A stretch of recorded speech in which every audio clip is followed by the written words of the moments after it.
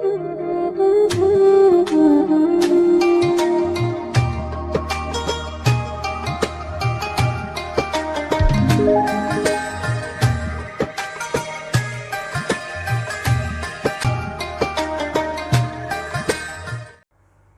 minasyaitonirrajim. Bismillahirrahmanirrahim. Uhayyikum jami'an bitahiyatil Islam. Assalamualaikum warahmatullahi wabarakatuh. Innal hamdalillah wa syukru lillah wala haula wala quwwata illa billah. Asyhadu an la ilaha illallah wahdahu la syarikalah wa asyhadu anna Muhammadan abduhu wa rasuluhu la nabiyya ba'dah. Allahumma shalli wa sallim ala hadan nabil karim Muhammad bin Abdillah wa ala alihi wa sahbihi wa sallim tasliman katsira amma ba'd. Ya ibadallah, ayah bunda yang dimuliakan Allah Subhanahu wa taala. Rabbi, a'udzubika min hamazati syaitin wa a'udzubika rabbi ayahdurun. Subhanaka la ilma lana illa ma 'allamtana innaka antal alimul hakim. La haula wala quwwata illa billahil aliyil azim. Allahumma iftah lana qulubana walhimna rushdana wahdina ila siratikal mustaqim. Rabbi shrah li sadri wa yassir li amri wahlul 'uqdatam min lisani yafqahu qawli. Ngobrol perkara akhlak bersama saya Ustadz Oren, ayah bunda yang dimuliakan Allah Subhanahu wa taala. Materi kita kali ini adalah di episode ini di bulan Ramadan, yaitu berbuka ala Rasulullah sallallahu alaihi wasallam. Bagaimana sunnahnya? Bagaimana berbuka seperti yang dilakukan oleh baginda Nabi besar Muhammad sallallahu alaihi wasallam. Nah, jangan terjebak kita ayah bunda. Kadang-kadang mohon maaf, ketika kita melihat menjelang iftar, menjelang berbuka, di tengah jalan, di pinggir jalan, di pasaran, kita melihat banyak makanan, macam-macam makanan, dan kita ingin makan semuanya. Akhirnya apa? Kita tidak ihya'us sunnah, mengikuti sunnah Nabi. Ya, bagaimana Rasulullah itu berbuka. Tapi realita kenyataan, kadang-kadang kita beli makanan banyak, kita kumpulkan di rumah kita, karena nafsu syahwat kita, ternyata yang kita makan dikit, yang lainnya tersisa, dan itu mubazir. Dan Allah tidak menyukai yang berlebihan. Innal mubadzirina kanu ikhwanas syayatin. Ya, sesungguhnya orang yang berlebihan itu ya Allah tidak sukai, dan itu adalah perbuatan syaitan. Laknatullah. Nah, saya ingin menyampaikan ayah bunda, sama-sama kita usikum wa nafsi bitaqwallah, mengamalkannya insyaallah, menghidupkannya. Bagaimana Rasulullah itu berbuka? Yang pertama, beliau itu menyiapkan air putih atau kurma. Nah, kurma. Minimal kurma itu 3 biji. Ya, minimal 3 biji atau lebih. Tapi tetap ganjil. Karena Allah suka yang ganjil. Innallaha witrun yuhibbul witra. Ya. Yang jelas intinya, kalau seandainya kita tidak punya kurma, ya air putih. Kita minum. Yang jelas, kita bersegera untuk melepaskan puasa kita. Berbuka puasa itu salah satu sunnah, menyegerakan. Itu yang pertama ayah bunda yang dimuliakan Allah Subhanahu wa taala. Ya, kurma. Alhamdulillah saya Ustadz Oren juga jual kurma.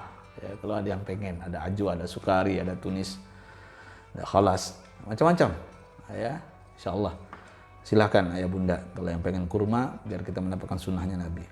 Yang kedua, ya, tunggu suara azan maghrib.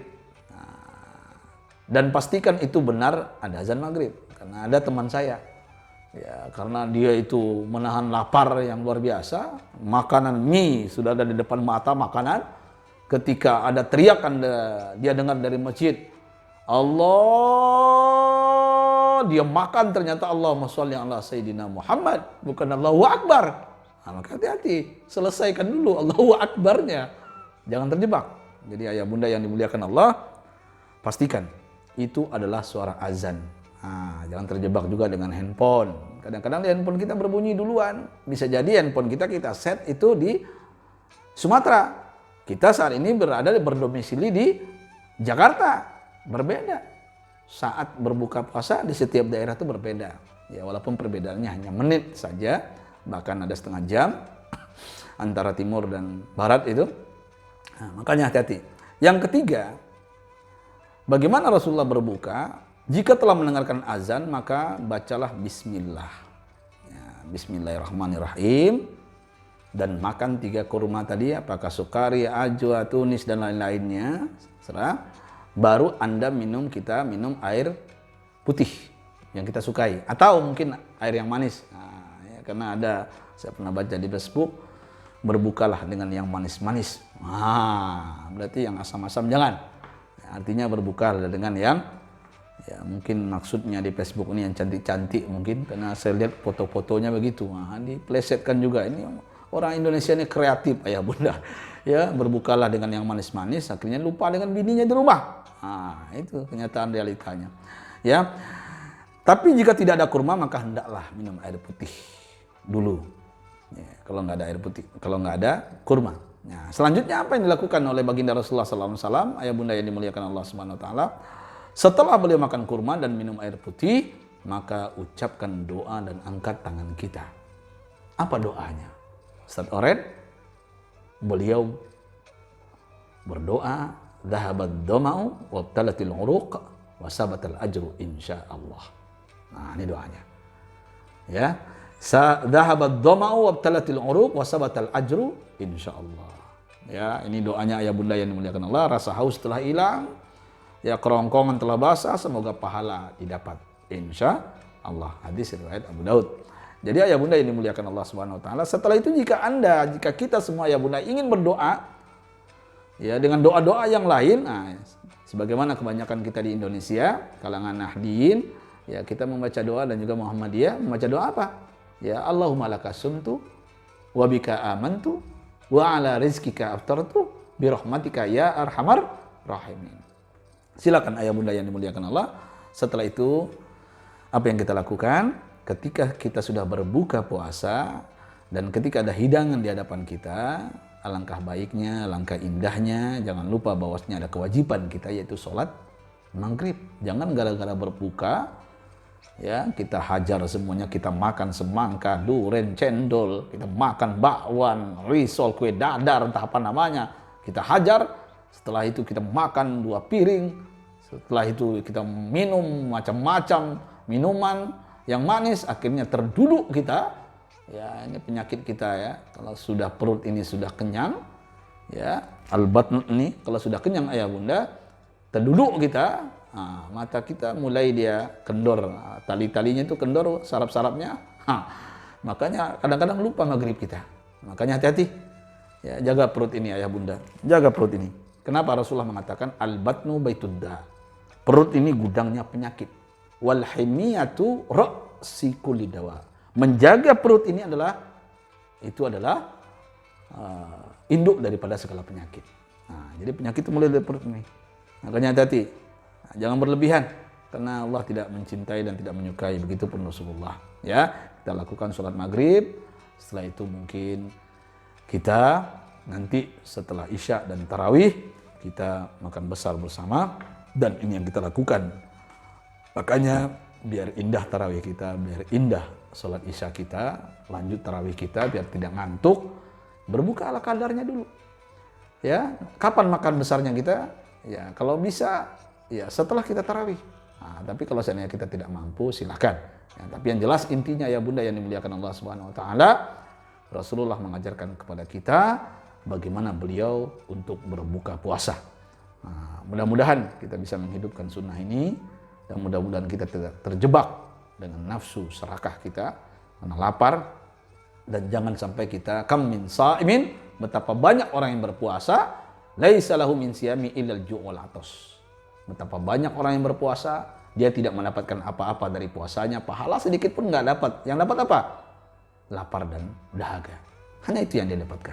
Dan ini puasanya orang amah, orang secara umum. Mudah-mudahan kita tidak seperti ini ayah bunda yang dimuliakan Allah Subhanahu Wa Taala. Jadi ayah bunda, mari kita hidupkan apa yang disampaikan baginda Rasulullah sallallahu alaihi wasallam, ati Allah wa ati Rasul wa ulil amri minkum, dan ini taatlah kepada Allah, taatlah kepada Rasul, dan ikuti pemerintah kita. Alhamdulillah, kita bersyukur mudah-mudahan dengan wabah virus corona ini tidak ada yang kelaparan, tidak ada yang mungkin tidak sahur dan berbuka. Saya sedih ya ketika melihat sahabat-sahabat di Palestina, di Syria, dan juga informasinya di Bangladesh, di India, ada yang tidak sahur dan berbuka, bahkan ada yang mengatakan ayah bunda, bertanya kepada ulamanya, apakah puasa kami sah kalau seandainya kami tidak sahur dan kami tidak berbuka, kami tetap berpuasa siang dan malam, apakah diterima oleh Allah? Ini yang mereka ucapkan. Kenapa? Mereka tidak menemukan makanan, mereka tidak menemukan minuman, karena ujian yang mereka terima luar biasa dahsyatnya keimanan. Tapi alhamdulillah di Indonesia masih banyak yang peduli. Ayah bunda yang dimuliakan Allah, kita masih bersyukur hidup di Indonesia. Makanya mari kita berbagi. Saya dengan komunitas saya, Sahabat Oren, Rumah Bintang Quran, Peduli Yatim dan Duafa pun berbagi dengan sesama. Dan insya Allah saya berusaha untuk setiap hari sore sebelum menjelang berbuka puasa, saya keliling untuk membagikan paket sembako. Silakan ayah bunda, kalau ada yang ingin membantu kami, silakan hubungin saya. 0812 66346539, 0812 66346539. Ini yang bisa kami sampaikan ayah bunda. Mudah-mudahan kita bisa menghidupkan sunnah Nabi, dan mudah-mudahan kita mencintai anak yatim. Dan insya Allah Rasul mengatakan, ana wa kafil yatim hakadha fil jannah. Saya dengan orang yang selalu melindungi, yang selalu membantu anak yatim seperti ini dalam surga. Berarti kita berdekatan dengan Nabi besar Muhammad SAW. Mari kita tutup majelis kita dengan kafaratul majlis. Subhanakallahumma bihamdika asyhadu an la ilaha illa anta astaghfiruka wa atubu ilaik. Assalamualaikum warahmatullahi wabarakatuh.